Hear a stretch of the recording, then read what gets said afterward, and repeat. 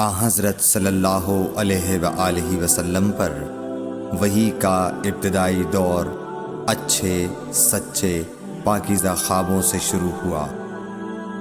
آپ خواب میں جو کچھ دیکھتے وہ صبح کی روشنی کی طرح صحیح اور سچا ثابت ہوتا۔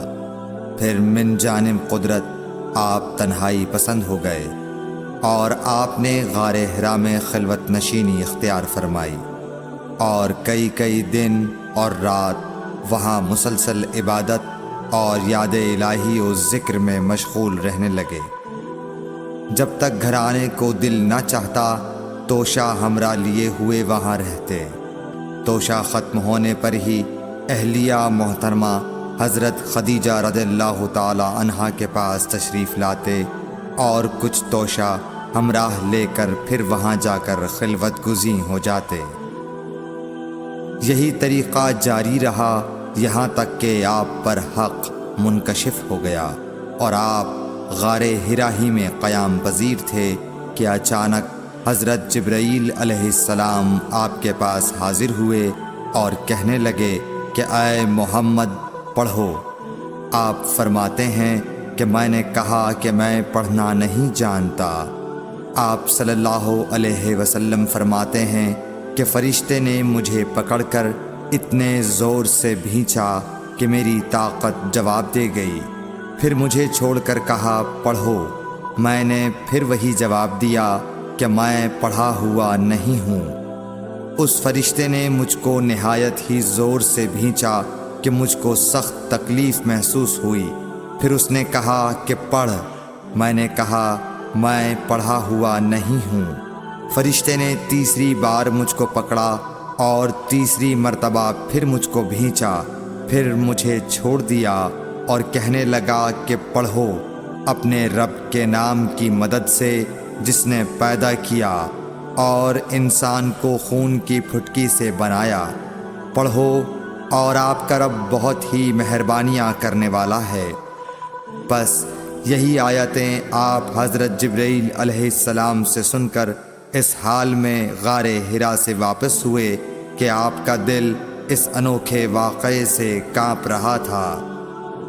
آپ حضرت خدیجہ کے ہاں تشریف لائے اور فرمایا کہ مجھے کمبل اوڑھا دو، مجھے کمبل اوڑھا دو۔ لوگوں نے آپ کو کمبل اوڑھا دیا۔ جب آپ کا ڈر جاتا رہا تو آپ نے اپنی زوجہ محترمہ حضرت خدیجہ رضی اللہ تعالی عنہا کو تفصیل کے ساتھ یہ واقعہ سنایا اور فرمانے لگے کہ مجھ کو اب اپنی جان کا خوف ہو گیا ہے۔ آپ کی اہلیہ محترمہ حضرت خدیجہ رضی اللہ تعالی عنہا نے آپ کی ڈھارس بندھائی اور کہا کہ آپ کا خیال صحیح نہیں ہے۔ اللہ کی قسم آپ کو اللہ کبھی رسوا نہیں کرے گا۔ آپ تو اخلاق فاضلہ کے مالک ہیں۔ آپ تو کنبہ پرور ہیں، بے کسوں کا بوجھ اپنے سر پر رکھتے ہیں، مفلسوں کے لیے آپ کماتے ہیں، مہمان نوازی میں آپ بے مثال ہیں اور مشکل وقت میں آپ امر حق کا ساتھ دیتے ہیں۔ ایسے اوصاف حسنہ والا انسان یوں بے وقت ذلت و خواری کی موت نہیں پا سکتا۔ پھر مزید تسلی کے لیے حضرت خدیجہ رضی اللہ تعالی عنہا آپ کو ورقہ بن نوفل کے پاس لے گئیں جو ان کے چچا زاد بھائی تھے اور زمانہ جاہلیت میں نصرانی مذہب اختیار کر چکے تھے اور عبرانی زبان کے کاتب تھے۔ چنانچہ انجیل کو بھی حسب منشائے خداوندی عبرانی زبان میں لکھا کرتے تھے۔ انجیل سریانی زبان میں نازل ہوئی تھی، پھر اس کا ترجمہ عبرانی زبان میں ہوا۔ ورقہ اسی کو لکھتے تھے۔ وہ بہت بوڑھے ہو گئے تھے، یہاں تک کہ ان کی بینائی بھی رخصت ہو چکی تھی۔ حضرت خدیجہ رضی اللہ تعالی عنہا نے ان کے سامنے آپ کے حالات بیان کیے اور کہا کہ اے چچا زاد بھائی، اپنے بھتیجے محمد صلی اللہ علیہ وسلم کی زبانی ذرا ان کی کیفیت سن لیجئے۔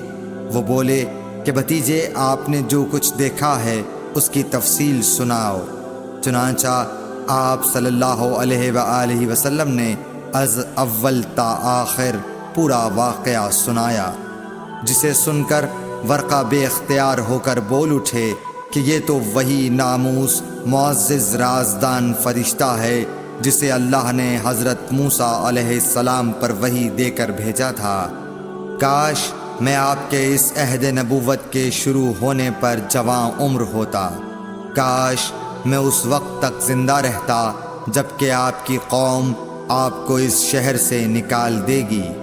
رسول کریم صلی اللہ علیہ وآلہ وسلم نے یہ سن کر تعجب سے پوچھا کہ کیا وہ لوگ مجھ کو نکال دیں گے، حالانکہ میں تو ان میں صادق و امین و مقبول ہوں۔ ورقہ بولا، ہاں یہ سب کچھ سچ ہے، مگر جو شخص بھی آپ کی طرح امر حق لے کر آیا لوگ اس کے دشمن ہی ہو گئے ہیں۔